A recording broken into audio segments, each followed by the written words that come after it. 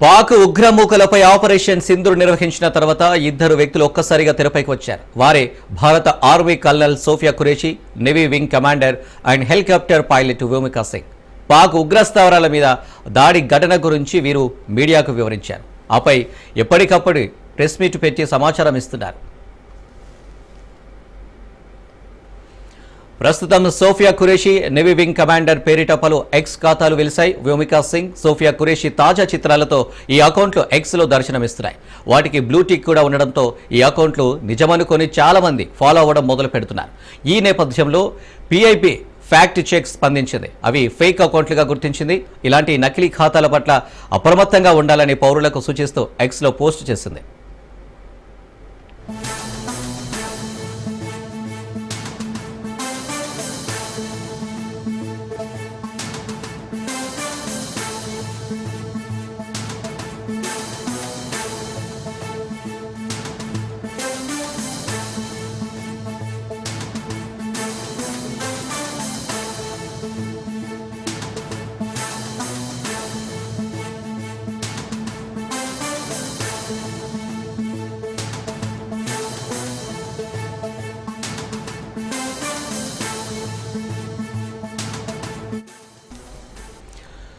Pak ఉగ్రమూకలపై operation Sindoor నిర్వహించిన తర్వాత ఇద్దరు వ్యక్తులు ఒక్కసారిగా తెరపైకి వచ్చారు. వారే భారత army colonel Sofia Qureshi, navy wing commander and helicopter pilot Vyomika Singh.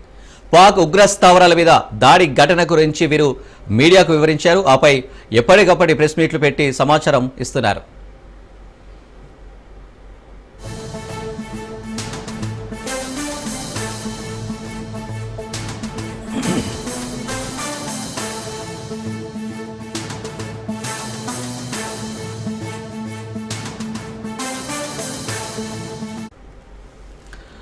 ప్రస్తుతం Sofiya Qureshi, navy wing commander పేరిట పలు ఎక్స్ ఖాతాలు వెలిశాయి. వ్యోమికా సింగ్, సోఫియా ఖురేషీ తాజా చిత్రాలతో ఈ అకౌంట్లు ఎక్స్లో దర్శనమిస్తున్నాయి.